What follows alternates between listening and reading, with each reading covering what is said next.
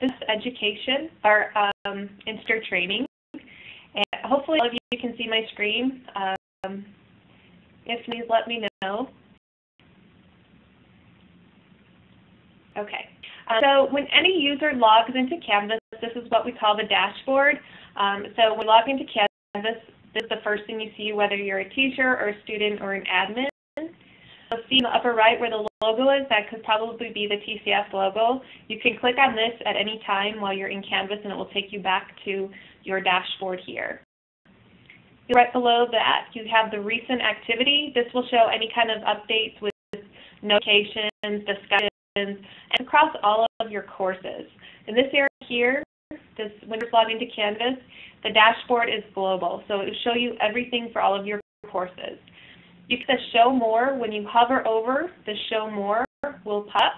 It will show you what new notifications you have. So right now I just have assignment notifications. It's a hyperlink to the course that this is related to. And if I want to remove these from my dashboard, I can just hit the X. It doesn't remove it from the course, it's just taking it out of this view. So you can clean up your dashboard, so to speak. On the right-hand side, you have your to-do. It will list, if you're a student, things that you need to turn in. And for instructors, it will show things that need to be graded. The coming up is based on your calendar. Whatever you have in your calendar that is coming up will show up here below. So I have nothing on my calendar for the next week, which is pretty nice, I guess. Across the top, we call this your global navigation bar. This will always show up no matter where you are in Canvas. I'll have access to all of your other courses, assignments, grades, and your personal and the help corner above. The course, to access your courses, you will click on which course you want to enter. If you're in any groups, whether they're account level groups or course level groups, you'll be able to access through the courses tab as well. All the courses are hyperlinked, so that's how you can enter the course. The assignments will show for students what they need to grade and to turn in, and for teachers it will show them what they need to grade. So you'll be able, again, a hyperlink will take you right to that specific assignment. And below the assignment name will list the course that that assignment is located in. The grid will take you to the grades. If you're a student, it will say courses that I'm teaching.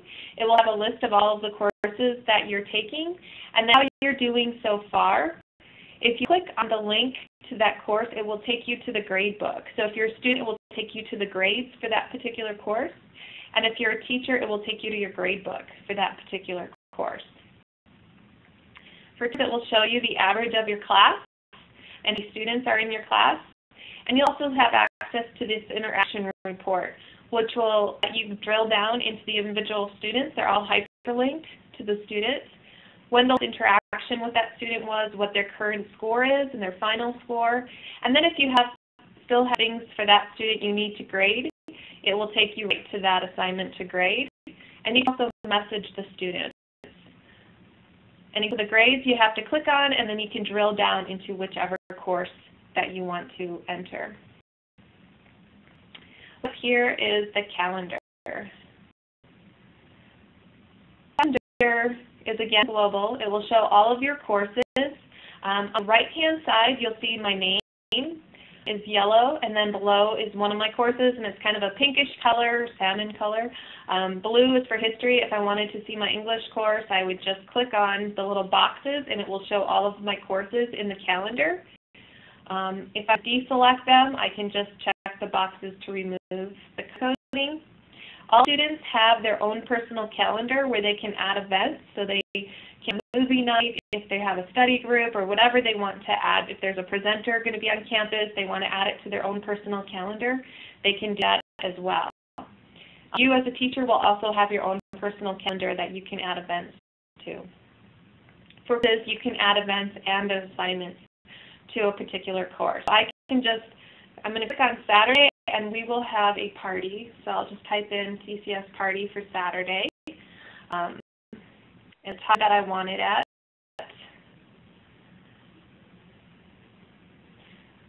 Opens up, the first tab is a link or event, so I can type it. If I want to click more options, This will open up a rich content editor, which we'll go over later about how to fill it in, but you can put in directions, you can put in any types of information, pictures, updates, anything you want to explain what's going to be at this party, and update the event.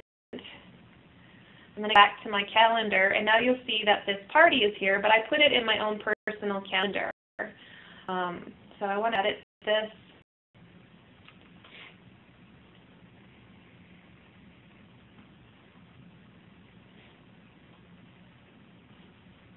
So if I want to add an assignment to a course, I can go ahead, and now you'll notice the background is pink. So if I want to add an event to the course, I needed to make sure that the background was pink. So you have the drop down here, and it has my own personal calendar and the course calendar.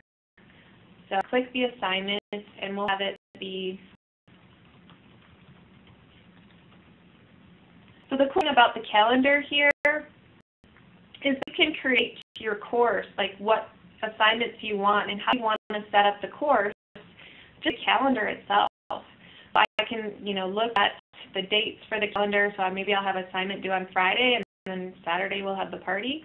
Maybe the calendar is in the right drop down. I have the one course showing here, but if I have all of my courses checked, all of them will show. So I just need to make sure I select the right course. If I click the more options, I can put in all of the nitty-gritty details for that assignment. So right now I'm just putting in the shell, but if I click more options, I can put in all the details for that assignment. So I'm just going to go ahead and put in the shell.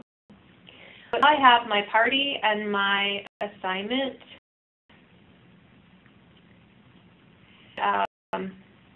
Whoops. Sorry about that. I have my party and if I want to change the dates, I can just drag and drop the dates. And with calendar, when you add your assignments, you could go through and say, okay, I want to have my assignments due on Tuesdays or Thursdays, and then if you need to, if it's a holiday, and move around.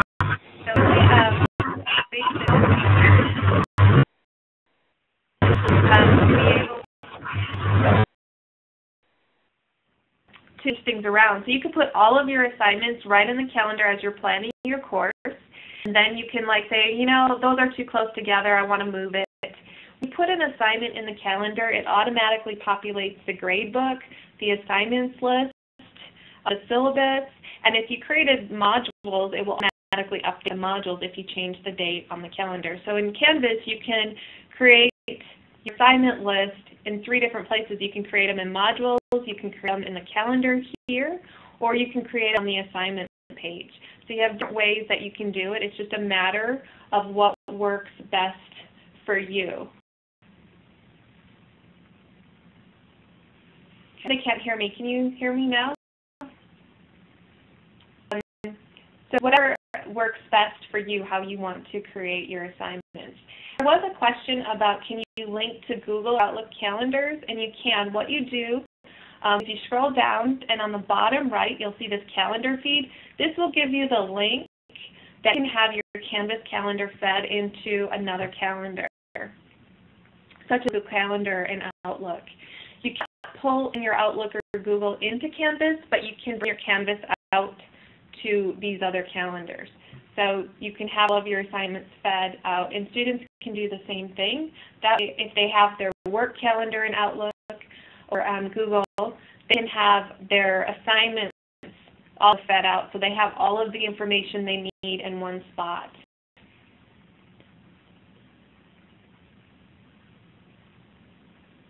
Question was, will all assignments automatically be added to the student's calendar to reflect what is in the syllabus?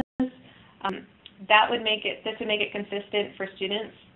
Yes, so whenever you add an assignment to Canvas, whether you add it here or in the assignments page or in a module, it will automatically show up in the student's syllabus, or they'll have this calendar as well. So they'll be able to see exactly what it is. If you change the dates here, it will also update in the students' calendars as well. So they, anytime you update it, and they can even set their notifications to update the other areas as well. And so can students add items to their own calendar so they can plan complete assignments, for example? Complete assignments, they can. They add items on their own calendar. So they'll be able to go to their own personal calendar and add events. And like this TCS party, because you'll see next to my name is kind of a yellowish color, that's what color that party is. And then it's pink with the events are like darkened in, so it's all one color. And the assignments have, they're one in the middle, but they just have a border. I'm going to actually add the party to this one too. Have this on this night. So I got to add the drop down, so I'm going to put the drop down. And you'll notice the background color changes depending on which calendar it is. So next to the tabs, you'll see that the calendar color changes. Submit. So now the party is in pink. That puts it into my course calendar. The yellowish is putting it into my own personal calendar. So I'll go ahead and delete it from my personal calendar. And it says, can you do repeating assignments in the calendar? You would have to create separate assignments in the calendar. So you would could copy and paste, but you have to add them individually. And the main page, does it notify students when peers post to a discussion board every time? That is a good question to check into that. I think it will notify them, but I don't think it notifies them every time, so I'll have to something they could have. Yeah, I'll have to check on that. That's a really good question. I haven't thought of that one. There is, on the new calendar, there is a scheduler, and you can create an appointment here. So there is a way to create appointments.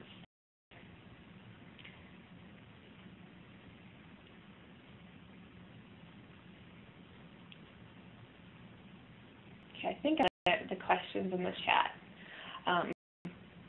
So if you have the view of an old calendar showing up, you will not see the scheduler. This is only in the new calendar. And the difference between the old calendar and the new calendar is just set up in some of the functionality between the two.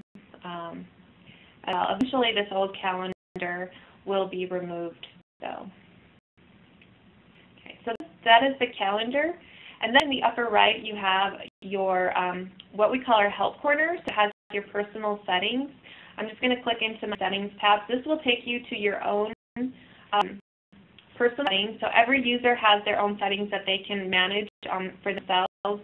Peers cannot manage the student settings. Only students can manage their own. Have their name on the right-hand side. On the right-hand side is usually where you'll find your to-do area. So you can edit settings. Settings will be blocked by admins, like display name. That's up to the admins at the school, your LMS administrators, if they want to allow this. If it is open, you can change your display name. You can always change your time zone. So if you have students in your time zone, you can be sure to let them know to change it into the time zone that they belong in.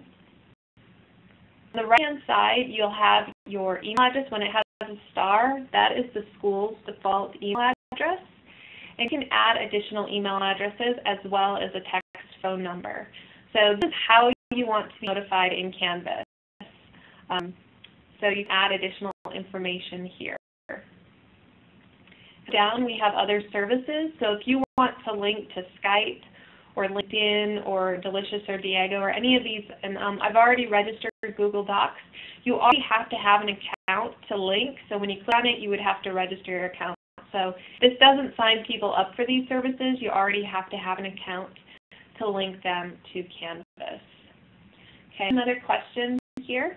Are the assignment due dates dynamic, meaning that if we create a master and set for an assignment on the first Tuesday of the term, that will transfer to a Tuesday of subsequent terms? Yes, and you copy over your course to the next term, you'll also have the option to change that. So if it was a Tuesday, Thursday class, the next semester it's a Monday, Wednesday class, when you copy over your course or import your course over, it'll ask you, and you could say, oh, it's a Monday, Wednesday class, and Canvas will try to calculate the dates accordingly, but you can always drag them on the calendar. So example, for a holiday or something, it might meet on a Monday. So you could drag that assignment over to the date that you want it, since there's no school that day. So you do have that from term to term, where we'll bring them over on the date. Okay, so this is like your own personal settings. Again, every user can manage their own settings, and this is how ways to contact is how you want to be contacted. Every user also has a way of when they want to be contacted. So a lot of these are student related. So with due dates, students can say that they want to be notified right away, daily, which is about 5 o'clock Mountain Time, weekly, which is late Friday nights around midnight, or never. So you can decide how you want to be notified for each of these items. Be aware that if students want to be notified right away when you change a date, if you already publish your course and students are in it and you're drawing your assignments around in the calendar, they will get notifications that you're changing those dates. So you want to try to make sure you do all the movement at the beginning of the semester, but then you can still change them later and be reminded, that time. But you don't want to rearrange a lot after students are already in the course, because if you have these settings set up, they'll get a lot of notifications of dates changing.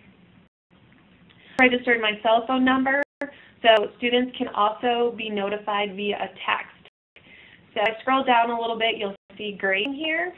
Students can be notified right away via a text message when something was graded. So they might be really excited about getting a grade back, and so they can say, I want to be texted when I get this grade. You can be notified when someone asked earlier about discussion posts, you can be notified via email or text messaging, or however you have it set up, so that when someone does post to a discussion, you get that notification. Conversations are our inbox. Anytime anyone sends a message via the inbox, you can be notified for that as well. There are default settings for these, so I just recommend, and I'll send out the default settings, or you can just go into Canvas and just kind of see what settings you have set up, and you can use to remove them or change the priority of how you want to be notified. So there are defaults that are already set up. So just go in here to your own personal navigation and notifications, and make sure that the way we have it set up to be notified is what you want for your course. Okay, so it's your name and settings in the upper right-hand corner. We also have the inbox in the upper right-hand corner.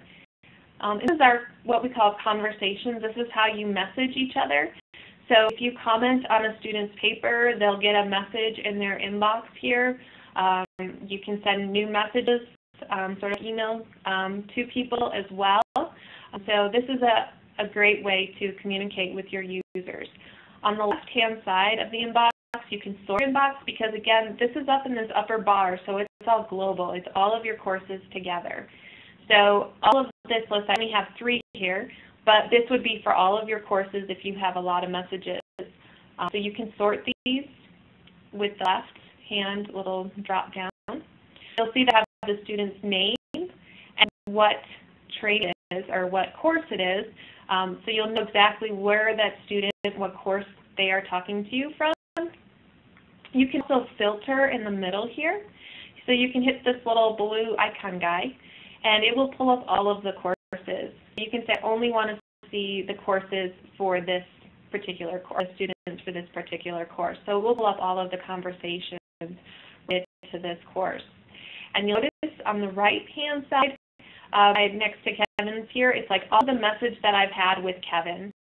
So there'll be various threads based on all of the messages that you've had with that individual. So you'll be able to see the conversations you've had with him throughout the semester, and so you can go back, or throughout Canvas, so you can go back and see what exactly was said. Next to this, this first one here, you'll notice under the submit date and time, This is an assignment, so he got 26 out of 30. I can click this box. If I want to delete this message, I can go in and delete it here. You'll notice if I check this box on the upper left, there's a little garbage can to delete. So you're able to delete these as well. And some of these, like if I go to this one, that was a grade, so I can't forward a grade. But this one was just a message, so I can check this box. Now you'll notice in the upper left of this half of the screen, it will say forward and delete. So I have the option to forward. So you can't forward grades, but you can forward other messages in Canvas. Okay. Our conversations archive with the course they come from. They're all listed here, so you can filter out by course, and then you'll see all the conversations throughout that course. So you filter by user, and you can filter by course. And so I filtered by this BL instructor training, so you'll see a blue box around all of that title of that course. All of those are filtered based on that course. If I see write a new message, because right now it shows this old thread messages, I can click the pencil in the middle, and now it has the new message.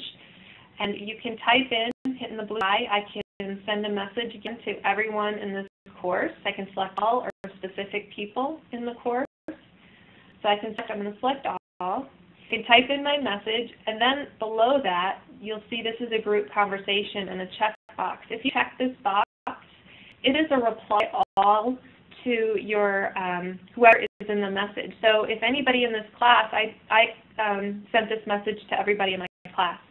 So if I check this box, anytime any one of them replies, it will go to everybody in the class. So this makes it a group conversation, so everybody is in the loop of the messaging. You can also attach a file and record.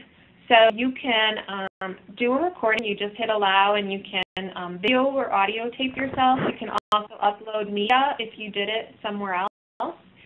But this is really handy if you want to, I don't believe you speak foreign languages, but for example, you could send out a message to your students in a foreign language and have them respond back in that foreign language. So you could have a full conversation with your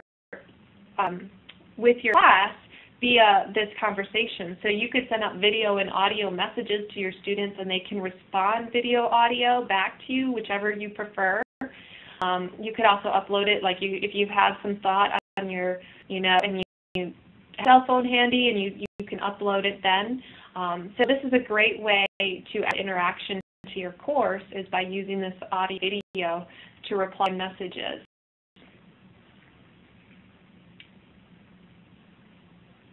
You can delete any of the messages here as well. That was a question, or a worst case question. Instructors could have inappropriate communications; they can be deleted.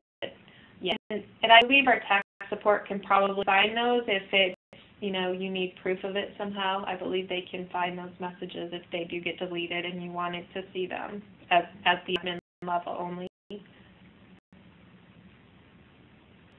This inbox, if they have in their notifications, the question was, does this go to the student email account or just internal to Canvas? If they don't have, like if they deleted their email, their school email, or they don't have their notifications set up, it will just stay in their inbox here. They can have their notifications, so I'm going back to my settings. If I go back to my notifications here, and I scroll down, you'll see conversations. There's a conversation message. If I have this set up, I'll also get it in my email, whatever email I have selected. So if you don't have an email address for some reason, it will just go to your inbox in Canvas. Or you have it also in your email, mail, Gmail, school email, whatever it is, you have it so it goes to both. The question was, can they be sent in a certain, this is done, this video here, Kaltura, so if you use the video audio here, it's saved through Kaltura, so this doesn't need any kind of specific requirements. That's a good question with the uploading the video. I'll have to check for sure what formats are available for you to upload. I don't believe it matters, but I'll double check on that to see the uploaded files.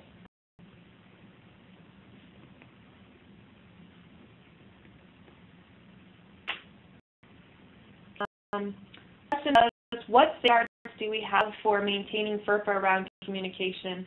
Should we not email grades to students' personal email or phone?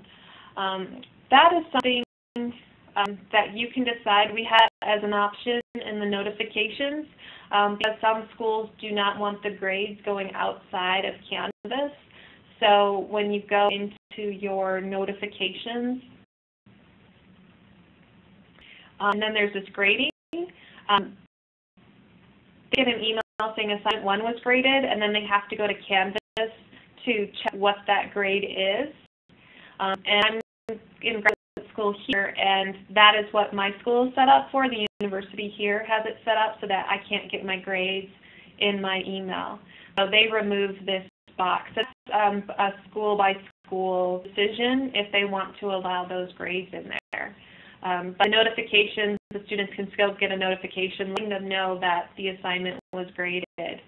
But it's to the school if they want to allow the grades to be in there.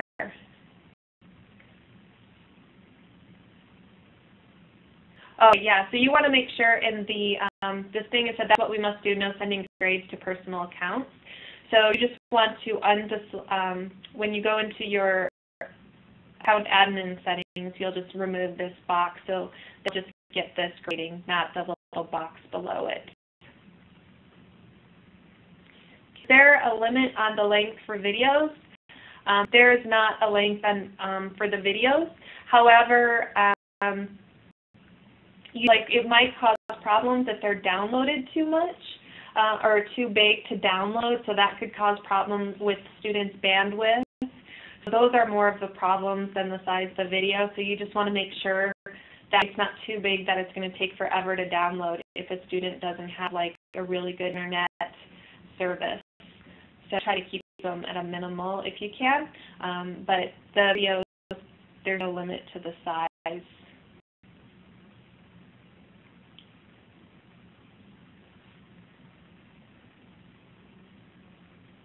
Lastly is the help. These are the resources for you and your students. You're able to search guides so you can get information on how to do things. You could send the quick start guide. You could keep this posted, have a link, and I'll show you how to do that. Your homepage at the beginning of the semester or something, so you could have the students easily access this. You can also report a problem. If there's any issues in Canvas, we highly recommend that you fill out a ticket while you're in Canvas. Teachers will have Ask the Community where you can post a question to other Canvas users to see how to do things that maybe aren't in the guides, or it's a unique situation, or just you can't figure it out and you want others to help you. You can ask the community. Canvas is still a product relatively, so if there's something we don't have, be sure to request a feature and let us know what you want. The thing to do though is search to see if anyone else has already requested it, and if they haven't, then you can go ahead and let us know. And this year, request a feature is there for everybody, so students can even ask and let us know what they would like in Canvas. And students also have Ask Their Teacher a Question, where they'll have a drop-down of all of the courses that they're taking, and they can ask their instructor a question without actually going in the course, and it'll show up in your inbox when they do that. Up on the top here is always available for you, and that is the global navigation bar. So to get in the course, I'm going to go into my Courses tab and click on my course that we're going to work through today. Scroll to the bottom, you'll notice on the right-hand side where it says Coming Up. Earlier I showed you my dashboard, and I had nothing coming up. Now I have that assignment due on Thursday and the TCS party on Saturday. So I have these two events that I added to the calendar, and it automatically populated here for me. And I'll show as we go the other places that populates as well. So in settings in the bottom left, this setting is settings for the course that I'm in. So again, at the top right, that's your own personal settings, and down here on the bottom left, when I'm in a course, is my course settings. So I go into my course details tab here, and I can edit some of these course details. So I can change, like if I need to give my students or myself longer access to the course, I can do that. Also enable a grading scheme here. So if you use something other than the setup one, which is A-, B+, you can go here and change it, or if the account set up any grading schemes, you can do those. So if you use like pass or fail, or just A, B, C, whatever it is, you can create your own or use one that your administrator set up for you. So down here in the visibility, you'll see that there's more options. This will give you some more options for your course. So I just recommend looking through these to make sure that you selected, or there's a couple already selected. Deselect the ones you don't want to use. For example, disable comments and announcements. Type in an announcement like letting the students know something that's going on. They can respond to that. And if you don't want them to respond, you just want to give them the information. You don't want them to be responding to every announcement you make. You can disable that. So there's some options here that you can change for your specific course. So you have to do this for every course that you're teaching. When you're done, anytime you see a big blue button, be sure to update or save whatever it is that blue button wants you to do. So that just means an action needs to take place. So if you make changes, be sure to save them. So this is your course details. If you have any sections in your course, they'll appear here in your sections. This is now in the people section. So find this, if you've used Canvas before, you'll find this is now in the people. They moved it. They're just keeping this tab here because this is a recent change and they want people to get familiar with it. Next is navigation. You want your students to see in the course. So you'll notice on the left-hand side, everything is dark. I didn't change these, so only a few of these options will show. And I'll give some examples of some courses. So you can kind of see what it looks like in the end, and some of the things that you can work towards or think about as you're creating your course. First course is a Canvas Network course. This goes like a MOOC course. And how she has her course set up, you'll notice her navigation on the left-hand side. So I'll show my navigation right now. It has everything marked.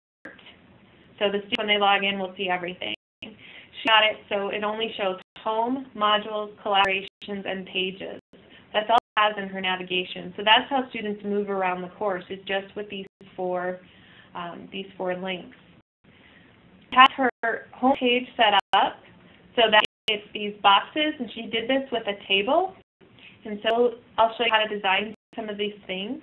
And if I click on the start here or the picture, she's got two different ways to get to the same thing. So that's kind of the Canvas way, is there's multiple ways to do things. It just is whatever works for you. So I'm going to start just click on the picture, what her expectations are for the course, her prerequisites, information about the course, and created a video welcoming her students to the course. I'm going to click on this little video to show you this was done through, just like I showed you in the inbox, this was done through the same video as in that inbox. So you'll see this throughout Canvas, that you can add this video everywhere.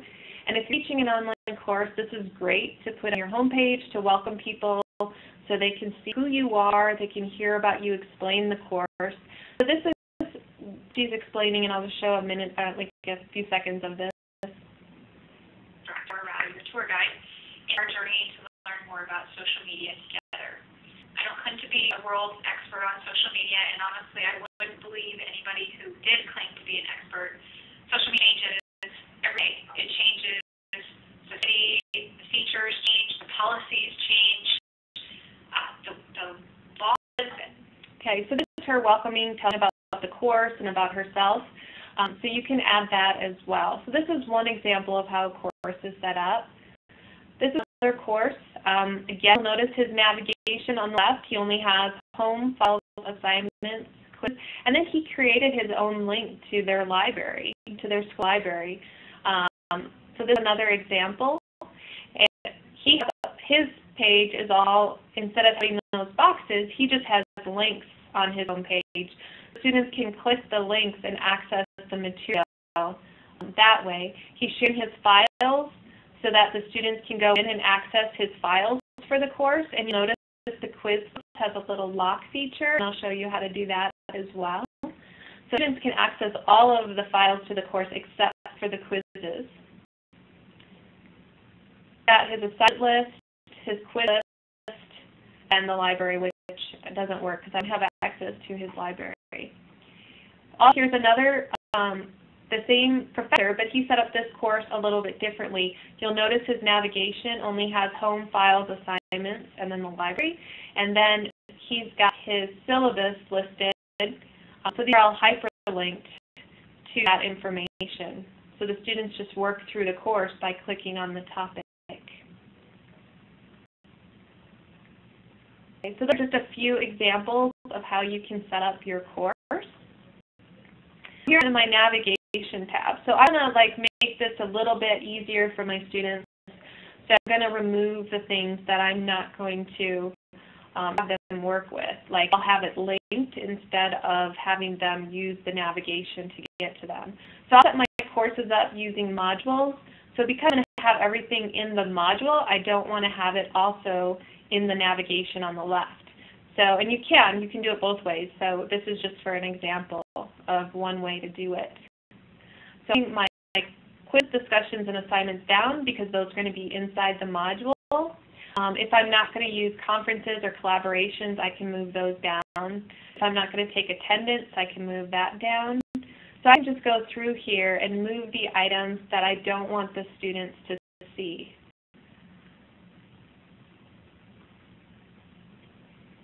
It out a little bit. Okay.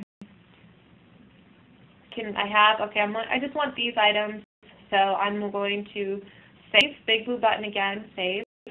And now my students will only see these items on the top. So you'll notice in the left navigation, the first ones are dark and the rest are grayed out. So the students, you can still link to the things that are grayed out, the students just do not see that in their navigation. So you find the navigation that fits the needs for your course. And then lastly is the apps. The apps that you can use to link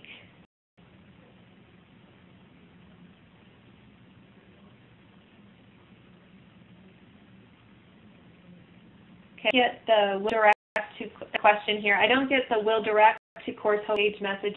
It's moved to the bottom, won't it completely hidden? Let me check.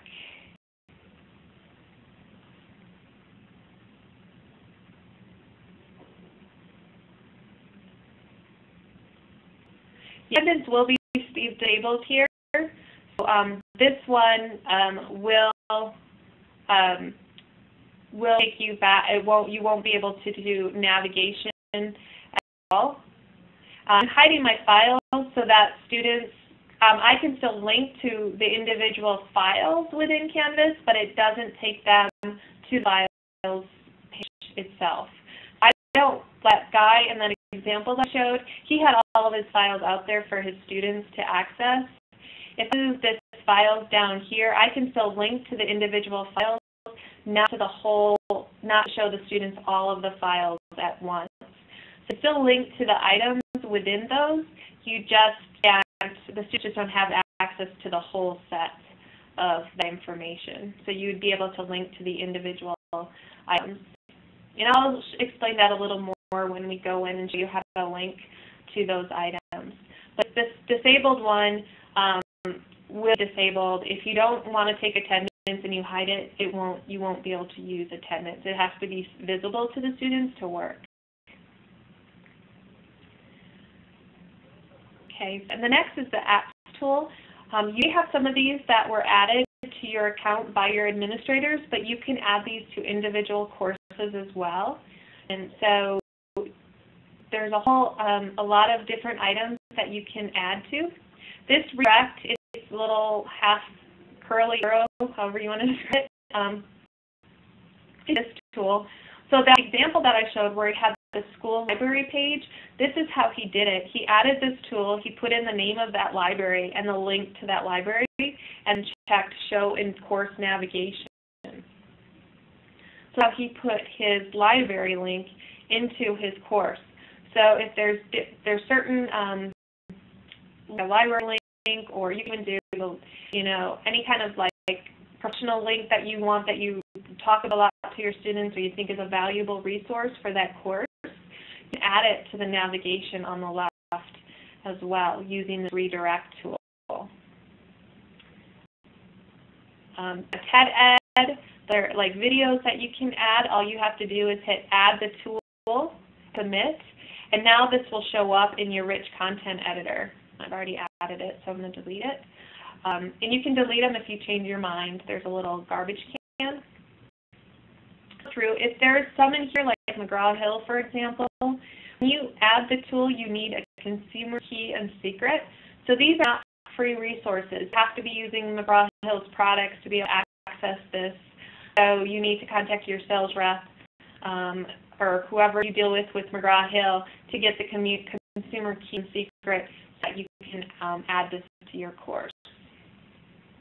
So a lot of them are free unless like publishing companies want you to use their information, or you have to have an account with them so you can link to them. So there's a long list here. They're alphabetical. So you can go through and see if these are items you want to add to your course. If you ever want to see what your course looks like from your student's point of view, you can hit the student view in the upper right. Take your quiz, you can do your assignments. So now I'm in Canvas as if I'm a student in my own class. You'll notice in the upper right, I don't have my full help. I just have students. So it lets me know I'm in Canvas as a test student, as well as the bottom left will tell me I'm in student view. And in order to move on, I need to leave. Big blue button on the bottom right, I need to leave student view. But this is how your students will see Canvas. You'll notice that coming up has the assignment and the party I added to the calendar. I can go through the course as if I'm a student. I can go through my module here. I can do a quiz. I can submit an assignment. So I can do it in Canvas like I'm my own student. So this is a great way to test out your course to see if it makes sense, to see if it flows well, see if you want to change anything from your student's point of view. Show you a couple examples. If I wanted to, I clicked on an assignment here in my module. This is what a student will see with the module. So we'll have the name of the assignment, when it's due, how many points it's worth, how they can, how they can submit it, the directions for the assignment. If you add a rubric, it will show the students what they need to do to achieve in that course. This is at a module, so it has where I can go to the previous item in the module or the next item in the module. So the modules are a way for them to work through the course. And then students would submit the assignment in the upper right. So all they have to do is hit submit assignment and have a file upload. This is like a Word doc or PDF. Text entry would be this blank box that they can type their assignment. They can cut and paste and put in here. Website URL would be like a blog or some URL. Maybe they saved it in Dropbox. And the media, this is that record video. So you could have students submit an assignment that's a video of them, like maybe doing a presentation, a role play, whatever it may be. You can have them videotape themselves and either video it right in Canvas or upload it. So this option. So I'm going to do a file upload, which is the first one. So I'll use my documents. And the students can write comments in here, and this will go into your inbox. And I'll submit my assignment.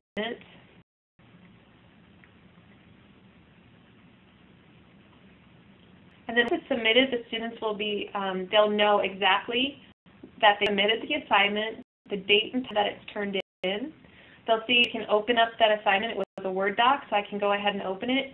And students always have the option to resubmit. If they accidentally submitted the wrong one, they can go in and resubmit it, and you see all of the submissions that they've submitted. So it doesn't wipe out what they previously submitted. I can go through to the next item in this module, which is a quiz, and this is what the students will see that the quiz has. It has the information about the quiz, when it's due, how many points, any instructions that you put, and then they have the blue button to take this quiz. And so through. I'm not sure about a question, I tab it. So there's a little yellow tab next to the question number, and you'll notice on the upper right, there'll be a little yellow tab next to it for the student. And so here, I have 2 questions, so if I don't get it, I know I have to go back to the other one. But if I have like 20 questions here and I wasn't sure about 3, 8, and 14, these little tabs come in really handy because then I can just click and go right back to that question.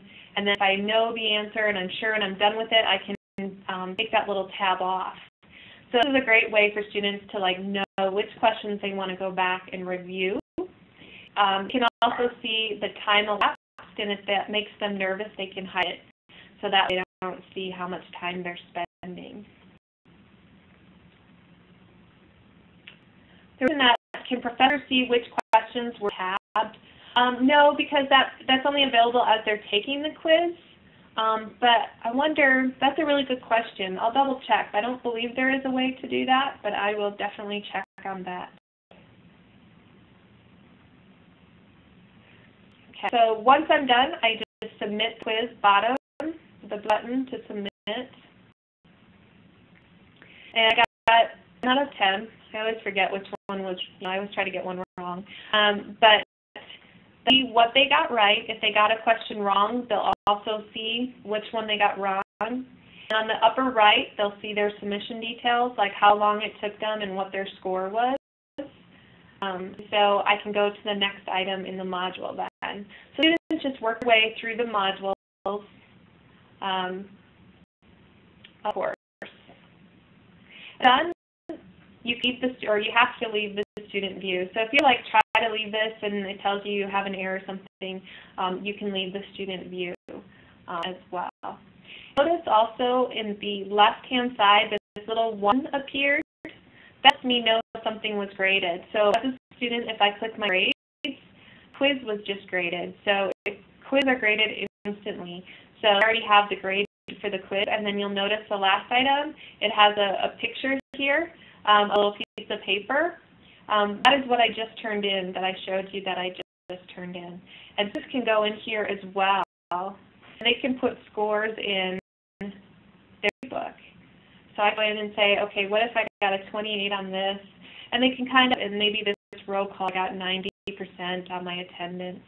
So students can go in, test out how they do in the class so they know what they have to do to see what they need to achieve.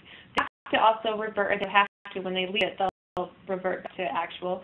But there's revert back to actual scores, which I guess you could say revert back to reality, and then it wipes those out. So they're not changing it in your grade book, it's just for them to see what they need to do to achieve in that course. Go ahead and hit the blue button to leave the student view. Since I'm in the grade book, it took me to the grade book of my course. So go back to the home page. So again, to see and work through your course as a student, you got in student view in the settings. And also in the settings, these are other items you can do. So if you want to copy the course, you're teaching, you have it exactly the way you want it and you want to copy it, you can do that. You can import content into this course. If you want to export this course and save it, you can export it. And you can also reset the course. This is one to be aware of because this will clear everything out of your course and you'll start from scratch. This cannot be recovered, so be careful with this one. It gives you the warning, but the reset the course basically wipes all of your content out of the course. So you don't want to hit this unless you really want to start over. The settings in the bottom. So I have 2 files, which I have in the middle, and show you some things that you can do with the files. So as I showed you in that one course, that teacher had all of his files displayed. So you could share all of your files with the students, and I do have a quizzes document here. So if I was sharing my files, I could lock it. So there's a little padlock on the right-hand side, and I lock this folder. So students, I still have access to those, but as a teacher, but students do not have access to that file. So they'll be able to access all your other files except for this quizzes one. So that way, if you want to share your files, or you can lock them until a given date, so students aren't working ahead or not seeing information until you want them to see it. So you can lock things down and then just go in and hit the padlock again, right, and it will unlock it. So you're to do that as well. You can add files. You just pull a file by clicking the Add Files. You have folders, so I have these folders. If I wanted to add a folder, I could just name it in a folder.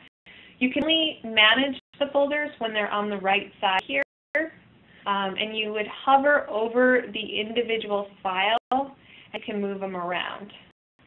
So you'll see the little crossbars, and that's where you can move the items and drag them into other folders on the left-hand side.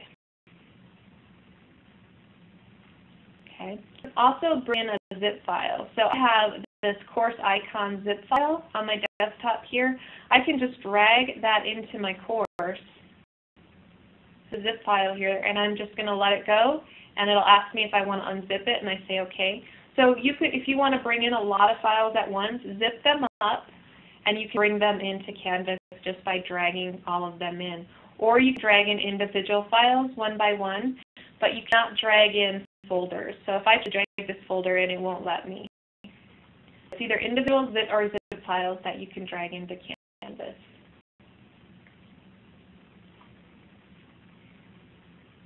On the left-hand side are alphabetical. So you're not able to change the order out of the alphabet on the left-hand side. So that's the Files tab. And again, it's your choice if you want to share it or not. I have, like a lot of the teachers that I take courses from do share their files. So it's a total preference on how you want to do that.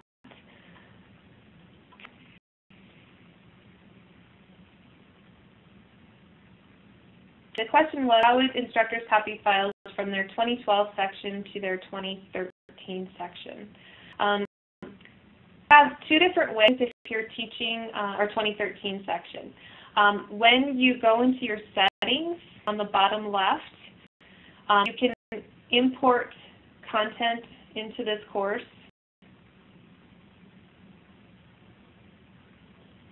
And say Canvas course. So when you select this, this will pull up all the other courses that you're teaching, and you just select which course you want to copy.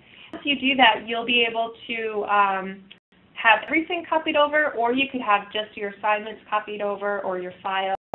So you would could just select individual items that you want copied over. If you're not going to copy all the content and it's just the files that you want to bring in, you could just zip them and drag them into the files as well. But it's up to you how you want to do that. But if you want to copy more than just the files, this would be the way to go to copy the course content. You could also export the course in the settings here. So Canvas, like you'll find out, there's multiple ways to do things. It's just whichever makes the most sense to you and your personal preference. You also export the course content. You create an export, and then in the new course, you just import that content. That's probably a little more work. Or you could be in that course, the 2012 course, and copy this course, and then create the new course. So you have a few different ways to move your course from last year to this year.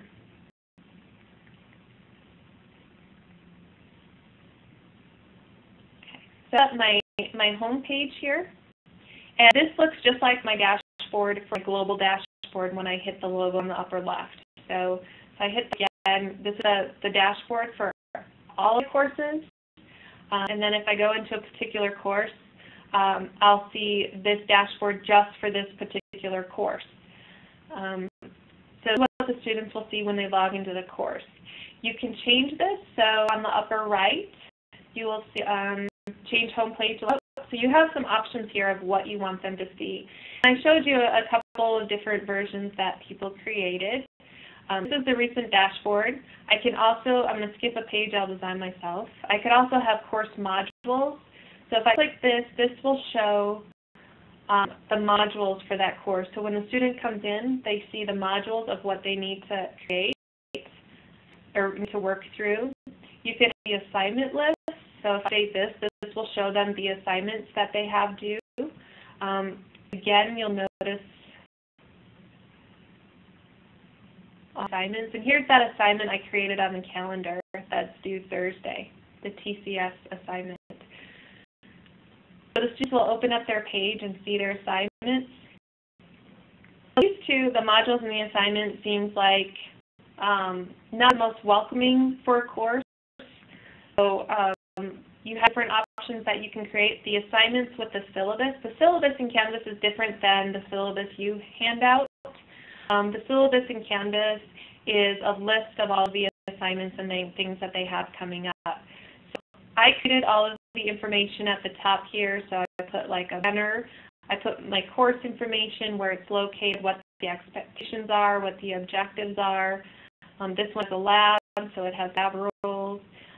Then the syllabus is this part on the bottom. So you'll notice on September 12th, we have that assignment I created on the calendar. And on the 14th, we have that party that we created on the calendar, as well as all their other quizzes, discussions, and assignments. So this bottom part is populated by Canvas based on what you created in Canvas. So the only way you can populate this are by creating events or assignments in Canvas. That's how this is populated. The top part, you can edit the syllabus description. In this top part, you can put anything you want in. So you have options. Take my home page layout again and put in a page I create myself. And when you're home page, this page is the front page, and when you first go in here, it'll just be a blank page. There won't be anything on it. I had a professor who just put a mountain scene with her contact information, so when you log into her course, you see that mountain scene first. The other pages that I showed you earlier, those were their home pages. So this one put in links to all their syllabus with this image. Social media one has just the boxes of all of theirs, so this is her home page or front page. So it's up to you how you want to welcome students to your course, and what image you want to provide for your students. So this is a great option because it's so flexible and it really can show your personality and what the course is about. So I've added some things here already. This page is always called, you'll notice on the right hand side where it says recent changes, this is called the front page. So you can't change the name of this. You can create pages throughout Canvas and name them anything that you want, but this page, when it's related to the home page, you can't change the name. So you can still link to it and use it other places if you wanted to, but you can't change the name. Scroll down on the bottom right, I can edit this page, and this is also where you can create new pages. So you can use this tool that I'm about to show you over again, and you can get to it through this home page or through pages in the navigation in the left. When it says pages, these are just blank pages that you can create your content in. So I'm going to go ahead and edit this page and show you the rich content editor. So this is, you'll see this everywhere in Canvas. This is in your discussions, quizzes, and then pages. So you see this pretty consistently throughout Canvas. You have basic formatting tools, which are bold, italicized, underlined. You can change the font color. You can highlight. This little eraser tool will actually remove the formatting. It doesn't remove the text. So if you copied information from a Word doc or some like PDF or something, and you were able to copy the information and you paste it into Canvas, and the bold didn't look right or the indentation didn't look right, you would just highlight that information and then hit this eraser tool, and it will just justify everything to the left. It will remove that formatting. So if you want to to remove the formatting, you would use this eraser tool. This table, I created a table here, so that this course here, this one was probably created with a table too. But social media course, this was created with a table. So we've got 3 different columns and it looks like 4 different rows. So you can create, when you want things lined up perfectly like this, you would create a table. And you just hit this little table in the middle and how many columns and rows that you want with that table, and then insert, and it will put the table in. And that way you can line things up to make it look really nice and even. The thing is a link, so if you want to link your information, so maybe the course description, maybe I want to link this to a certain wiki page or something, or some URL that I have that I will link it to, I can put that URL in here. So this little tool, and if I change my mind, I can unlink it as well. So that will help you link and unlink it. And so I'm going to go and show you, I'm going to skip the last ones for a moment. Show you a couple other options. So on the right-hand side here, notice that it says links. These links directly relate to navigation on the left-hand side. So this is where I said that even though I'm not showing my assignments on the left navigation, I can still link to my whole assignment list. I can link to individual assignments. So even though the students don't see the assignments in their navigation, I can still link through it. Same with quizzes, announcements. So I wanted to, I'm going to just put a little tab here. I'm going to center, and I could like bold and maybe make it red. So I'm going to use the announcements in the navigation. I want to have it on my home page. So I type in, announcements here. And highlight it, and I can click the announcement list on the right. Now remember, this is the same announcements that's in the navigation on the left. I can click it, it turns yellow, so now it's hyperlinked to my announcements. So that you can use these on the left-hand side. And those other courses that I showed too, they're linking to some of the material that's inside of Canvas. So these are all hot linked. So they can hot link to various pages as well. Okay. I also link, like this Unit 1, for example, I can go, it's a module. So I could link to the Unit 1 module. This will actually take the whole module list, but it'll have that one on top. I could link for Unit 2, maybe I want to, it's a wiki page. I want to link to the first page in the module. So when they click this, it takes them to the very first item in that module. So I can hot link it to the wiki pages that are inside that module. So this will help you navigate throughout Canvas and link to things that you've created inside Canvas. Some are the files. These are the files that I showed you earlier that were in the left navigation. These are that you brought into Canvas. So here's those quizzes, the images. These files that I've already uploaded. If I wanted to upload a new file, I could just click Upload New File and browse and bring it in. This will allow you to bring in additional items. So I want to, instead of like this Unit 5, I'm just going to add an image here instead. Just highlight or put my cursor where I want it. So I wanted to put images here instead of like the unit numbers. Maybe like something showing up here. I could just put cursor where I want it to be, and that will link to my images. So these are all the images that I have that I've uploaded to my Files tab. So I want to have a link to discussions, a link to groups, meetings, and videos. I have these little tabs in here as well that I want to add. Top here, I have a banner that I just downloaded from the web. And so I can just click this banner and it will show up at the top. So where cursor was, it will magically just put the picture in there. So you want to make sure your cursor is where you want that to show up. So again, links are the navigation, files and images are things you brought in from somewhere else and brought into Canvas. Okay. Next, I can, so I'm going back to the rich content editor here. There's a little tree. This will also bring you to like a URL if there's something you want to bring in. This will bring you to files that you've uploaded.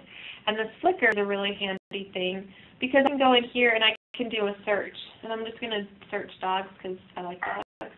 Do a search for dogs. Hit the magnifying glass. It's going to find pictures from Flickr Creative Commons that should already be copyrighted. And so I can go through and find a picture of a dog I want to add. So maybe I'll pick this guy. And then it's a cute puppy. So it will bring in that label. If I want to make it smaller, I just change the ratio. I just type in the number that I want that ratio. It will automatically calculate the ratio. I just have to change one of the numbers. And I can update, and it brought that picture in. So you can find pictures on Flickr and just put into your page.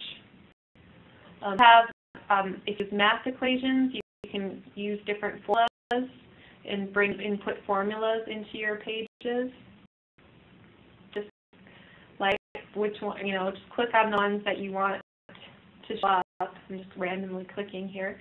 And you can insert the equation. So you have that ability as well. And this YouTube and TED, remember earlier when I was in the app tools and I had the TED video? This is where you can add additional items. You could YouTube, and I find a video from YouTube that I want to use. Find this Harlem Shake video. I'll pull all the videos related to that, and I can just pick a YouTube video, bring it into my page as well. And also, my course description here, I'm going to click the little film strip. I'm going to, like Maria did earlier in that clip where she's explaining herself in the course. This is where you could, do a video of yourself explaining what the course is and what it's about and a little bit about you. So I could put this video in here as well.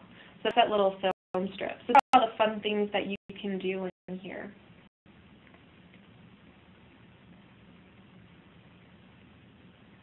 Yeah, I had wrote that, of course, before we download images from the web, make sure that you have the right to reproduce and use them. Everything on the internet is copyrighted, and very true. So you want to make sure that it's a free public domain if you're going to upload it. So make sure you see the source and if it is available for free. And the Flickr Creative Commons should, I think, only have copyrighted ones in there. They should be protected for you to use in the course here. But yes, always be careful for bringing in things that are copyrighted. So go ahead, once you're done, save changes. And actually, you can save changes as you go because if you don't save them, you could lose them. Be sure to, periodically save and definitely when you're done, save your changes. So I have my page here. Here I have those images that I've uploaded. I could have even hyperlinked these as well. If I click Unit 1, it will take me to my modules. If Unit 2, I hyperlink this to a page, so it takes me to the page, which has nothing on it. The announcements will take me to my announcements list for that course. So students can click that announcements and check on what announcements were made. My picture and my video. Like I showed in those examples, you can do whatever you want, link to things, be creative, and you can even just put a picture welcoming your students to your course. So this is your free page to do whatever you want if you want to do that. If you do decide to make this just a picture with your content information, you do have the syllabus in the navigation that you can always keep the syllabus here and have a separate page for your syllabus that lists the items below. So you still have, you can still use the syllabus view even if you use a fun home page. So you have that option as well. So is there any questions on the rich content editor and how to link things in the files?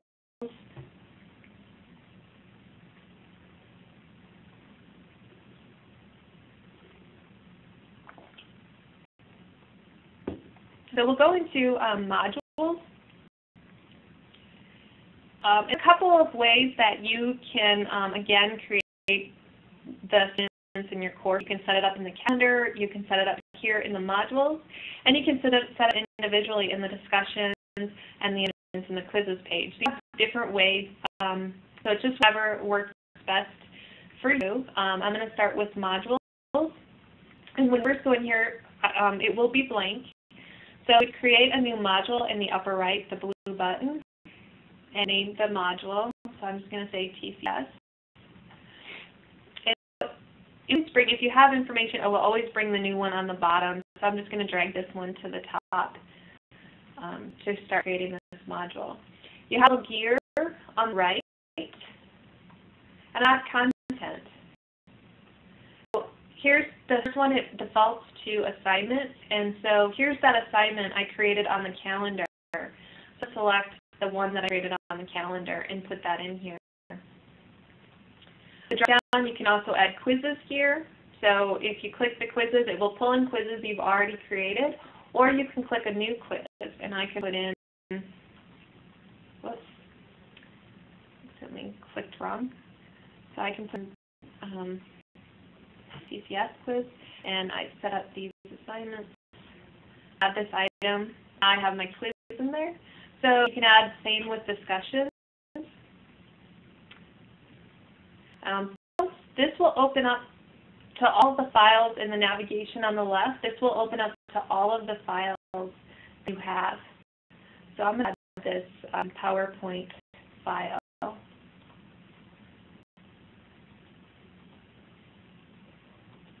Page. These are the pages that you've created. Here's that front page. If I link to this, this will be the home page. Remember I said that you can't change the name of the front page, so I can still link to that in my module. Maybe I'll go ahead and add that. So I can put this page in here in my module instead of on the home page if I decide to use something else for my home page. And create new. So if I scroll down, you can always create new as well. The text header, if you have your module and you have like readings, assignments, role plays, whatever it might be, you can break them up using these headers. These are just words that will break up the module, so I can move it so it's like, okay, so they have to know what their readings are, what their assignments are. So if you have a big module, you might want to break it up with these headers to make it a little bit easier to follow. Okay. External URL, I really like this one a lot. I could put in a website here of something, or I can even use a video. So go and really open up this, go to YouTube. So YouTube or sending your students YouTube, you're never really quite sure what you're going to see. It can be kind of scary. So I'm going to type in Harlem Shake, that video that I showed earlier. And here it is on the top, so I can click on that. So the video, and now they have to watch a commercial, which is no fun. So I'll just take this link and I'm going to put in my module here.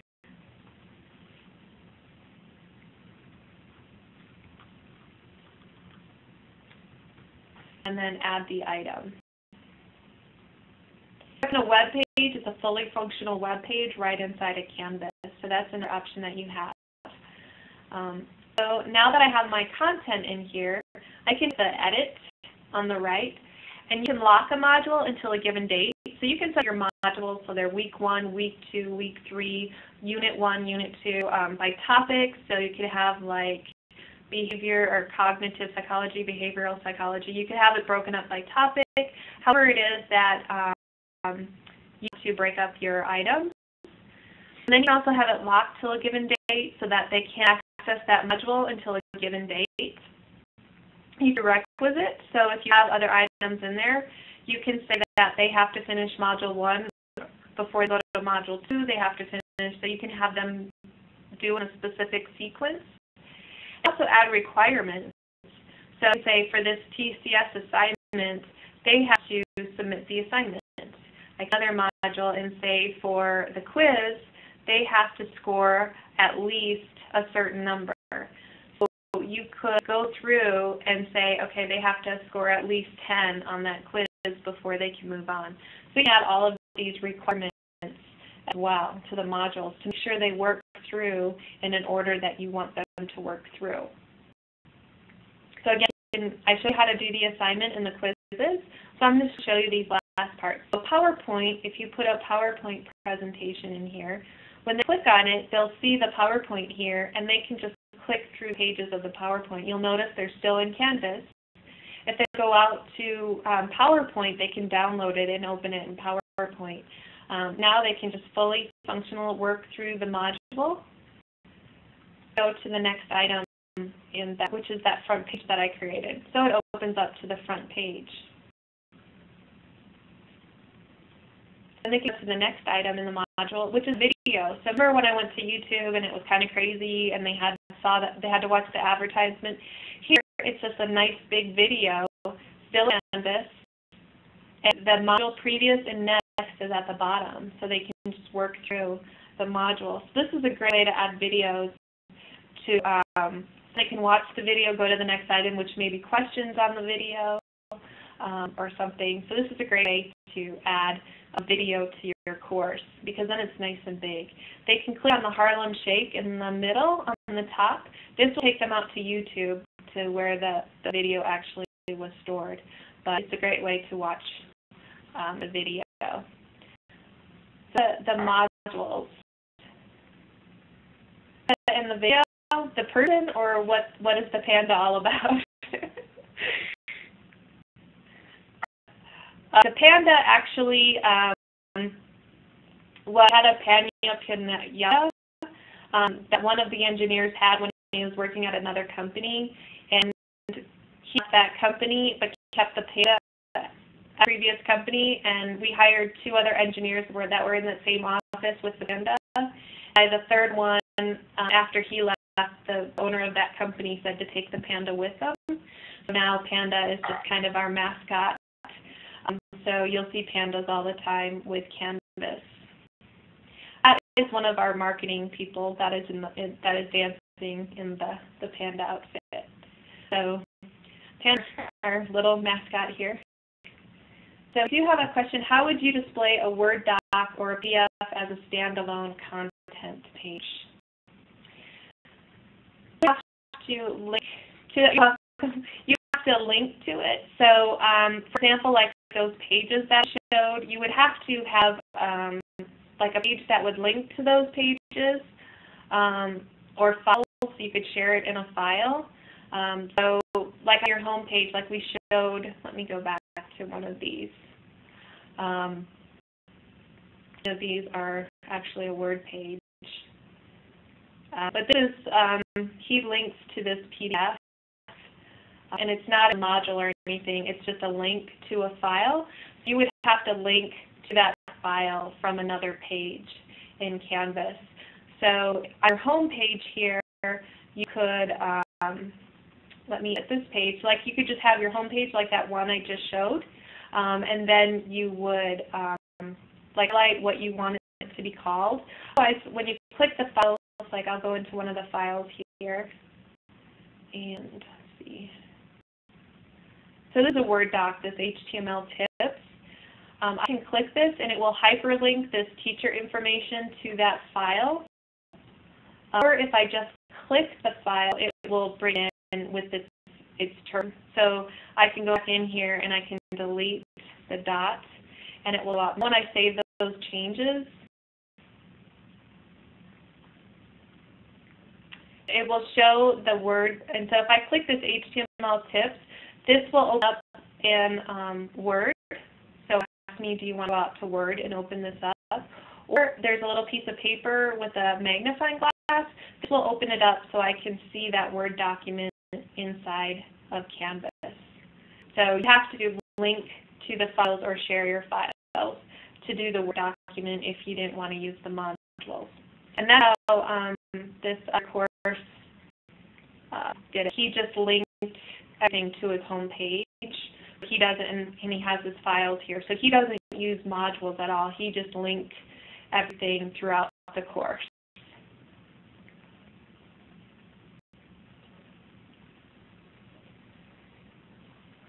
Okay, so into the assignments, which I have at the bottom, I've rearranged them so many times, they're probably not in the right order. So the assignments here, I've added all of these. By default, you'll have this first one that's called assignments that you can add assignments to, and when you hover, the edit tools will up, the plus and the pencil and the delete. So that will automatically show up when you hover. These you can divide up, so you can create different groups. On the right-hand side, you'll see add assignment group. So I could say add, and I'll say presentations. I want my students to do a presentation, and I have that more value than the other assignments. I'm going to have them do a lot of work, or it could be a research paper. I added this group called presentations, and now I'm going to hit the plus, add a presentation. So I'll say TCS, and that can put in when it's due. So I just click the calendar, and we'll have it due on the 24th. How many points it's worth. It's an assignment because they're going to turn something in, but I could also make it a discussion or a quiz. But I'll leave it as an assignment. I'm going to go in and click this More Options. This is where you put all nitty-gritty. When I added that onto the calendar, this TCS assignment, I could put in all of that content as well. So the More Options gives you the place where you can add the details. So I'm going to click More Options here. This is where the rich content editor, as I mentioned, you'll see throughout Canvas. And you have where you can link to the items on the right, so you can still link to all those items. But the big box here is where the details of the assignments are. And I can't spell today.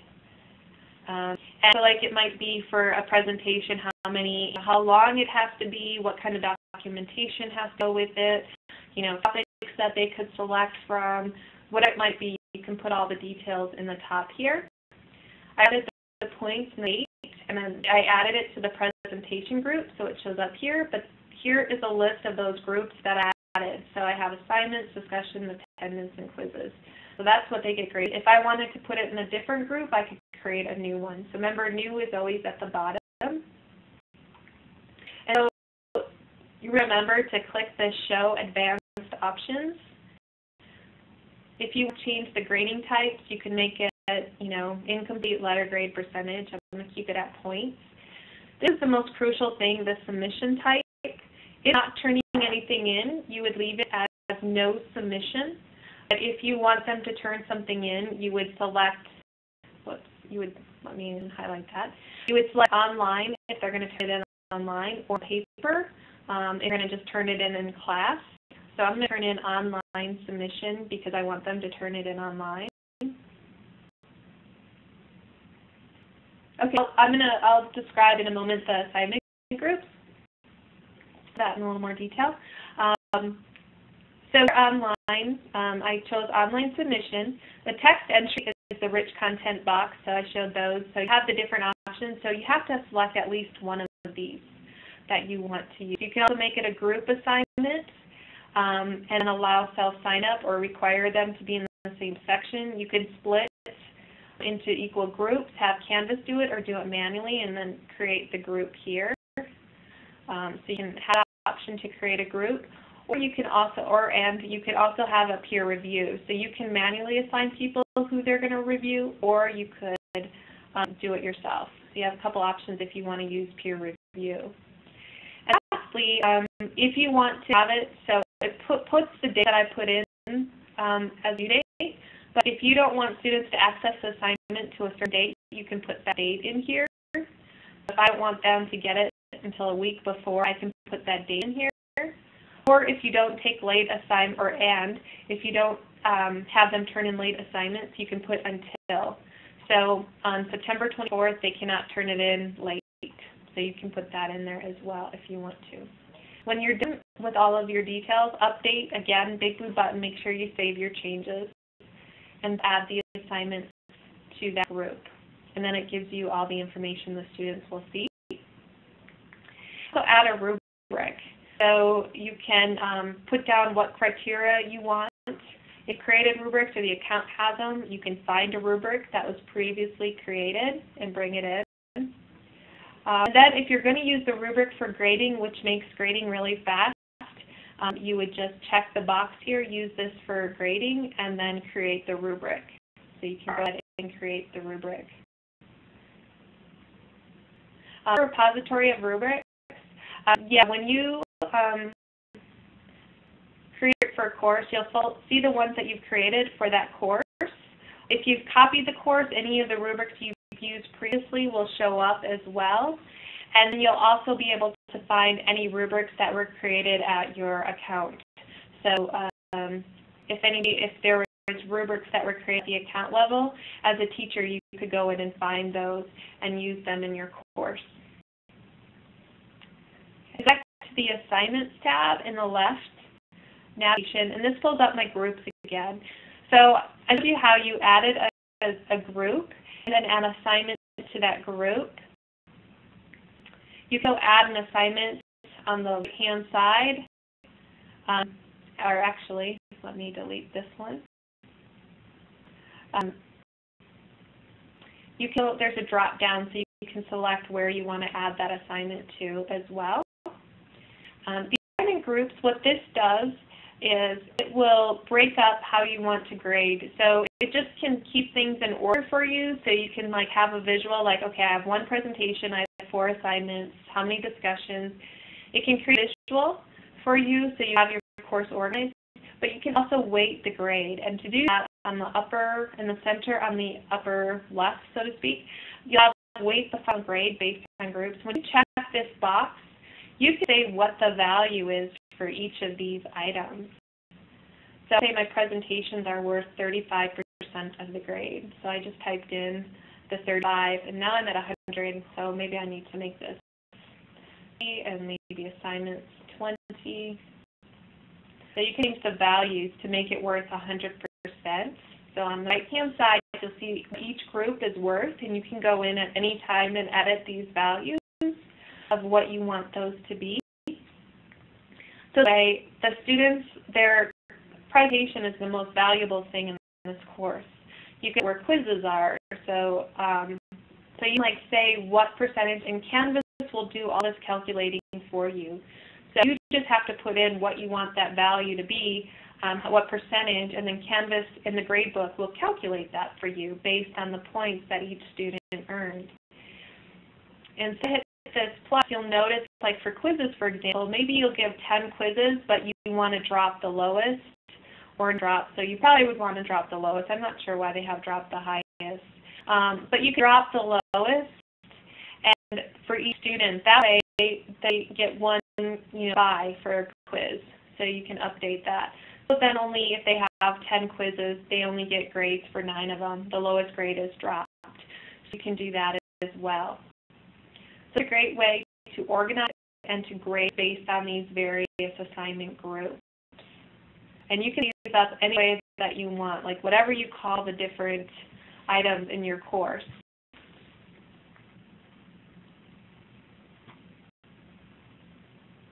Okay, so this is the assignments. Is there any questions? I know we're kind of going through things real fast, but if you have questions, I know you've been posting, so that's been great.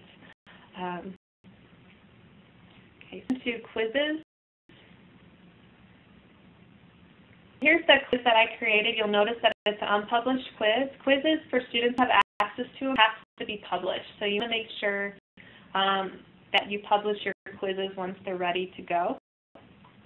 On the right side, you have 2 options. On the far right, you can create a new quiz or manage a question bank. I always kind of recommend to create your quizzes, your questions in a question bank first. So I click Manage Question Banks. You can add a question bank on the upper right. So you would just name it whatever you want to name it. And make this one. You hadn't filed questions here, so any questions that you add to a quiz that are not connected to a question bank will show up in unfiled questions. I'm going to create this question bank for TS. And now you can add questions questions to your question bank. So on the right-hand side, remember that's kind of like your to-do, edit, add.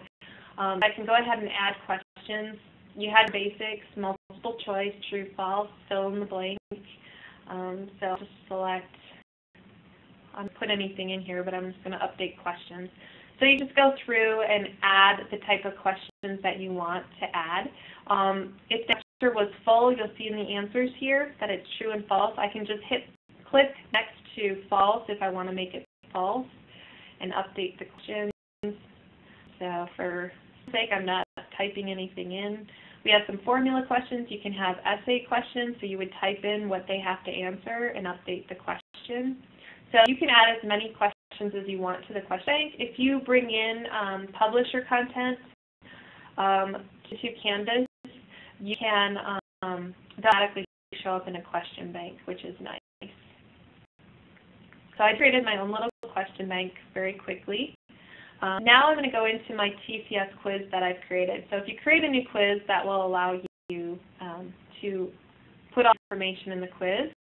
But I'm ahead. I created this quiz in the module. So it's already showing up here because I added it in the module. So I'm just going to go ahead now and put the details in this quiz. You'll notice at the top that students can't access the quiz until it's published, but I'll hold off publishing it until I get it done. Edit. So here's the directions for the quiz. You type in directions.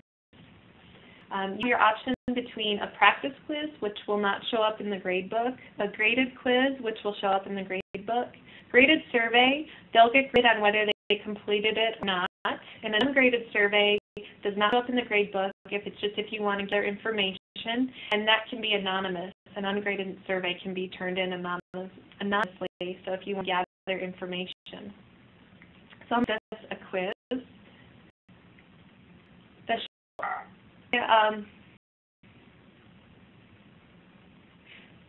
There was a question, Irrelevant says, it is possible for students to and chat with each other within Canvas, and that is an option for the instructor. And I'll remember to show that when I finish the quizzes, but there is a way to do that. So shuffle the answers. This will shuffle the answers only. So if you use like above, all of the above in your answers, you do not want to shuffle answers because then all of the above will sometimes show at the top, sometimes in the middle. So this is only if you want to shuffle the answers. You can put time limited. If you put a time limit in, the students will get a notification, like when there's a minute or so left. And once the time is up, it will automatically submit. So add a time limit. You can allow multiple attempts to keep the highest or the latest. And if you leave the allowed attempts blank, they have unlimited.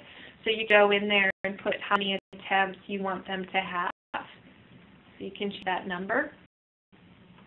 By default, students will see what their quiz responses were, and they'll see what the correct answers were. So those are false. If you do want that, you have to uncheck those two. Those are the only two that are there by default. They added this only after their last attempt. That's brand new. So that's the first time I've seen it. You can also restrict a quiz. So you can require an access code or an IP filter address. They have to take it in a testing center, for example, where they need a password. So you can do that. And then you can also show one question at a time. In the example that I showed, it's a list of questions, but you can have it so they only see that one question, and then when they answer it, it goes on to the next question. So they only see one at a time. And you can also lock it so they can't go back. So if they skip the question, they can't go back to the previous question, so if you lock it. So those are some of the options that you have.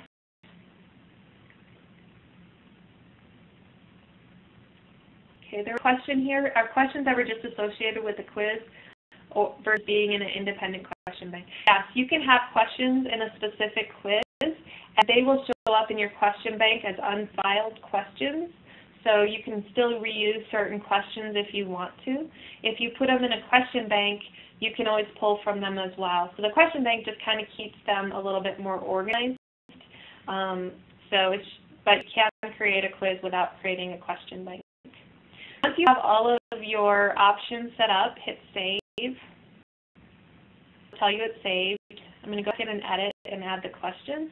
So this is where you can, during your question, Michael, you can hit new question. And here is all of the question options you have. So just like the question bank, so you can add one by one to the quiz this way. So you don't have to put it in a question bank. But if you did do it in a question bank, you would have, and you want to randomize. Question banks are the best for randomizing too. So you select new question group, and I could say group 1, and you can make it so that like groups are like multiple choice group, a true and false group, however you want to set it up. I can link to a question bank. So this is where question banks come in really handy. So I can link to a question bank. Here's that TCS question bank that I created a moment ago, and I can select this bank. And so now the questions are being pulled. And that question bank had 3 questions in it. So I can say pick 3 questions from that question bank, and since there's only 3, it will randomly pick 3 questions. I can say pick 2 questions, so it will randomly pick 2 questions of those 3. And it'd be like a 50 question and you're pulling 10 from it. So it's up to you how you want to do it, but this is how you randomize to use the new question group. So I can create a group here. And you can create as many groups as you want. So you could have like a multiple choice group, a true and false group as well. And the last tab here is find questions. So here's that question bank I created for TCS. So I can say I want this question and this question, and I add those questions. I can go back in and I can go to my unfiled questions where just random questions that I've added throughout creating quizzes will show up. And say I want this one. So you can go through and pull questions from previous quizzes, and once you have all your questions, hit save, and the questions will be there. So once ready and your quiz is done, you've had your questions and your options. Now you can publish the quiz and students can have access to this quiz. So the quiz is all ready to go. On the right-hand side, you can moderate the quiz. So this is where you can go give, if you have students who need additional time or attempts, you can go in manually and say, okay, I'm going to give Jim an extension. So this is where you can go in and give certain students additional time. Okay. For some reason, chat is not on. Okay, I don't know why chat is missing from the other course. So chat is an option that you have that you can add to your course. To find out why it's not showing up there. So I'm going to go into one of my other courses here, and you'll see in the left navigation it says chat. You turn this on at the account level, so your administrator would turn this on. And if it's on, it will let you know who else is in online right now, and you can send a chat. It's not private chat, it's public chat. So you will see on the upper right here, there's a history. It's really faded. You'll see the history of all the chats for the dates. I don't have any chats in here. But you'll see the history of what was said. So students can go on and type messages and ask questions to other students and the teacher who are online at that time. And it's all saved and recorded, and everybody in the class can see all of the comments and the chat associated with it. If you do not want chat to show up in your class and you have it in the left navigation, you just go to the settings and in navigations and you hide it. So you can hide it if you don't want this to be on in your course.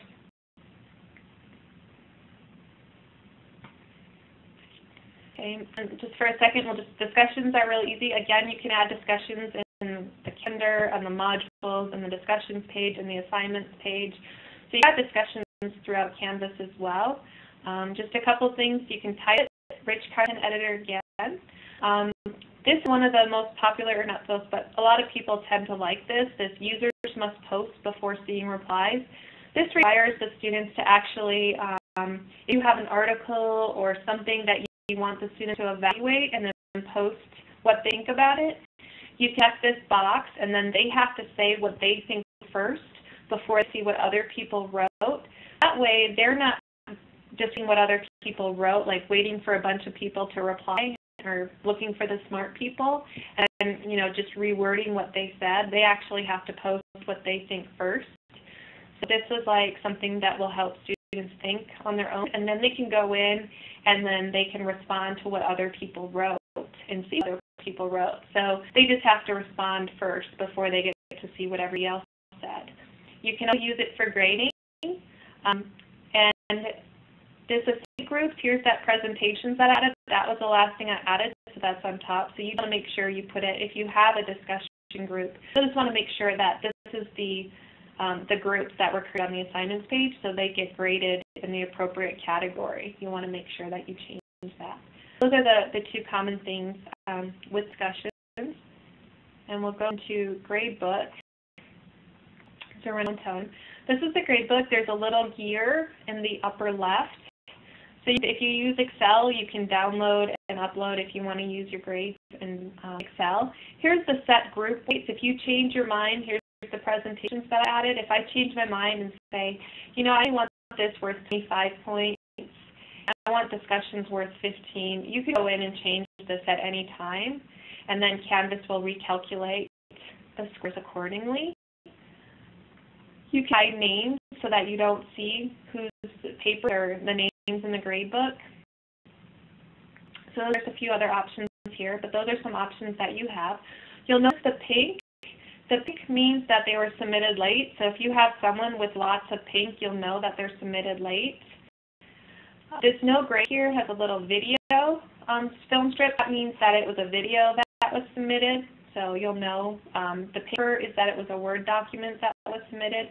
So there's little icons in the gradebook, so you'll see what was submitted. Okay.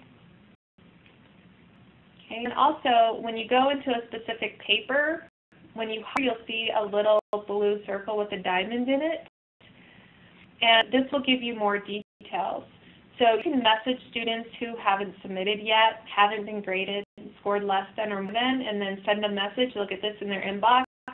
And that way you can say you did great, or, you know, just don't, you know, forget that Friday is due, or, you know, so you can just message students and they don't see who else got the message. So it's a private message to students, but you can send it out to all of the students. So I send a message and it will go to all of these students.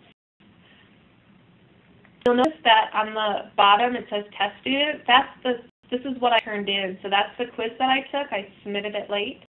And that's the file I added. So you will show up in the gradebook, but your score will not be calculated with your class score.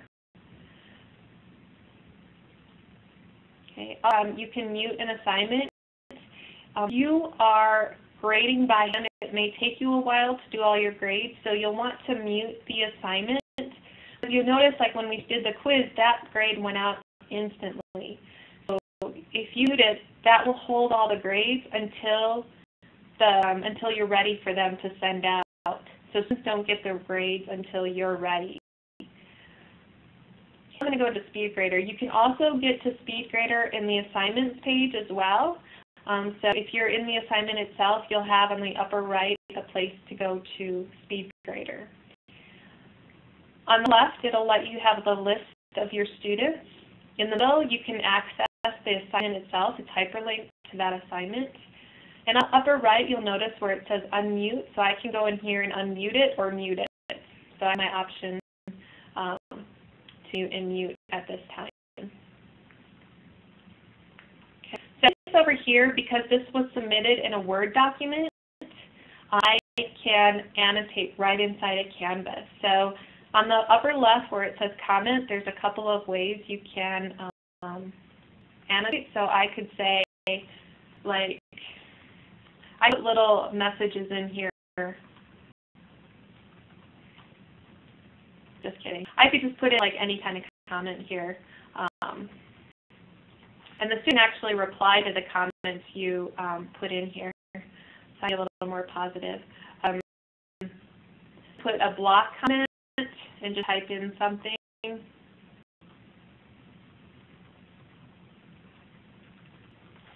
Put kind of feedback that you want. You can highlight, and so I'm just going to type in random letters.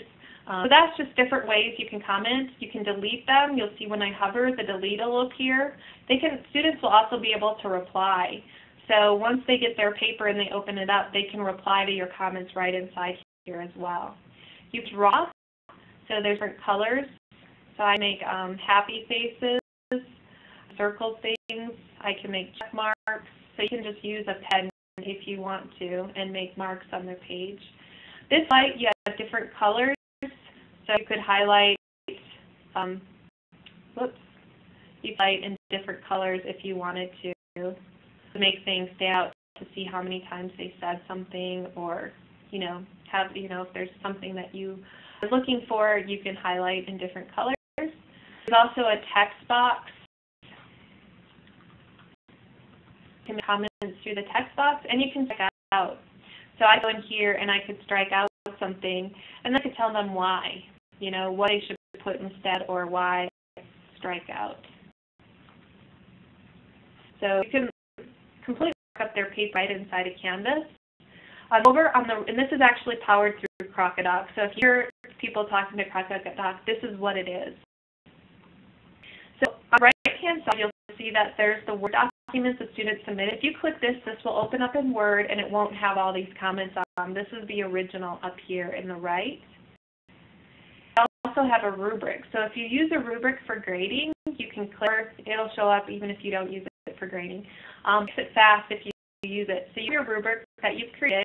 You just click on. There's even a little comment box here, and you can tell why. The score they got, tell them they did good, what they did right. If you want to expand on the rating, and then you just save, automatically populate the points in here. So this point will already show up in the grade book. So you just can click through the rubric, and it will automatically populate in the grade if you check the box used for grading when you created the rubric. And this bottom part here, this add a comment, anything you add here will up in the student's inbox. The rest they have to open up to see it, but this add a comment in the bottom right will show up in their inbox. So any comments you put in here, they'll get in their inbox. You can also attach a file, and you can do that in Meet video recording, so you can personally tell them how they did, and it will show up in their inbox. If you put anything in this comment in the right, you have to submit the comment. So it saves automatically, but this one on the bottom right, you have to submit. If you're done, you can just click the arrow to go to the next student and work your way through the students. So it's grading really easy to work your way through.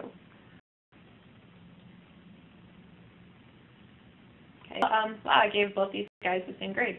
So here you'll see where the grades were, and now I have 3 left to grade. Decide, Kevin really did a lot better, I'm going to give him more points. You always override what you put in as well. So you can go in and change grades. Now scroll all the way to the far right. You'll notice that I have presentations. That's that group. These scores are calculated through Canvas. You cannot edit these. These are calculated based on the scores and the assignment types you put. So these are calculated by Canvas, and you cannot change these. You can only change the percentages of the group rating or take away the group rating. So questions about the speed grader or the gradebook? These items in the gradebook were added through another form. So here's the assignment that I added in the calendar, the TCS, and the quiz that I added in the module, and the presentation I added in the group.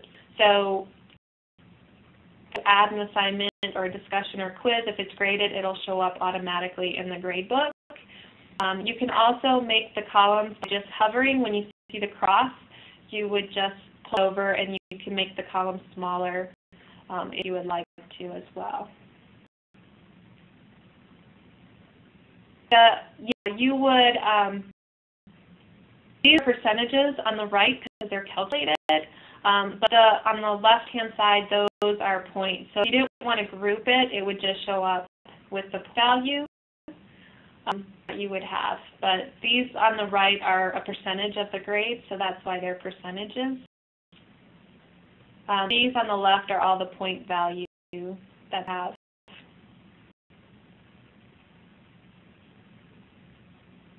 So the question was, can you have a grade book based on points?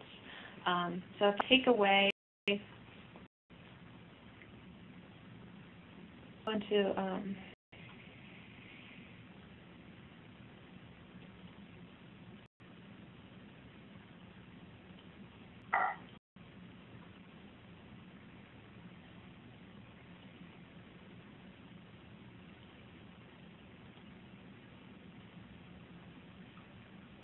evaluation is by the point. Then you have the grading scheme as well. I don't know why it's still showing up that way. The grading scheme, you can have it set up as well. So go to my course details. The course details, I can enable grading scheme. So this is where you could add like the grades to it, but it's not points. It's still a percentage. I mean, it's still a grade like A, B, C, D. Should have deleted these. I'm not sure why it didn't delete those. So I'll have to try it. Remove the group, so they should be gone. So I'll get into that more for you.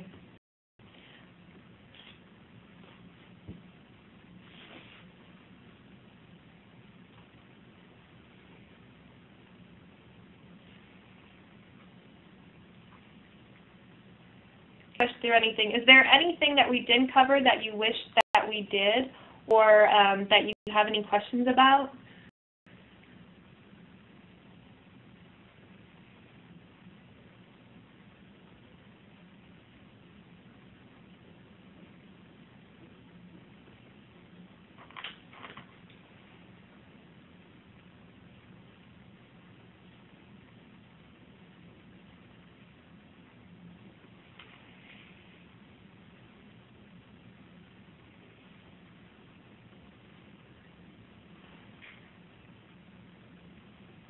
So other thing, in the left navigation, we do have collaborations, which like Google Docs. Conferences is what we're doing now, where you could do like hours with your students. It's what we're doing now, where you can share your desktop, you can audio, video yourselves with them, so you can communicate with your students. If you leave this in the navigation, the students will also be able to create new conferences. So you would just say what you want the duration of the conference. So if you want online conference hours, or you want to have a meeting with your students or something, you can have a whiteboard. You can annotate the conferences. People, if you want to set up groups, you would go make a new set of groups, and you can create groups. Groups in Canvas are all about collaboration. So it would have conferences, collaborations, people, discussions, announcements within the group itself. So you create groups. Students, if you leave this People tab here, your students can make groups as well. And that way they can create study groups for your course. And you as a teacher will still be able to see that group because it's within a course. But your students can create study groups if you allow the People tab to be there.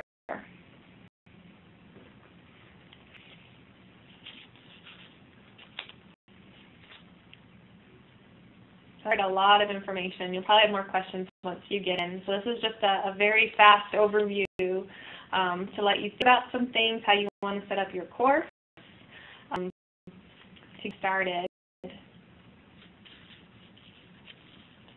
And on the recording, and then we also have in the help guides in the upper right, there's lots of videos.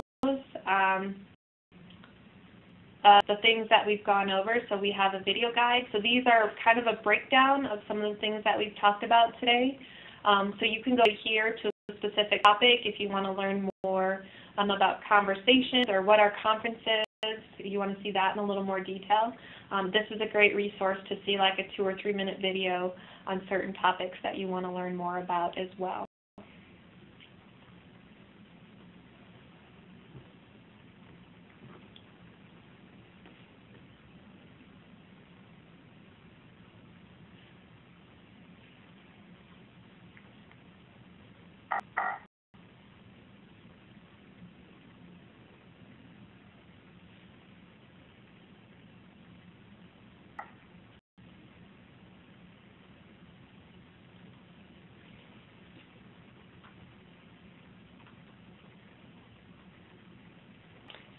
Thanks, Betty, so much for your time. Again, feel free to let me know if you have any questions, and I'll get that information out to you. And the guides are a great resource. Again, I can't emphasize how helpful they are to learn more. And I'll get answers to your questions and send out the videos today as well.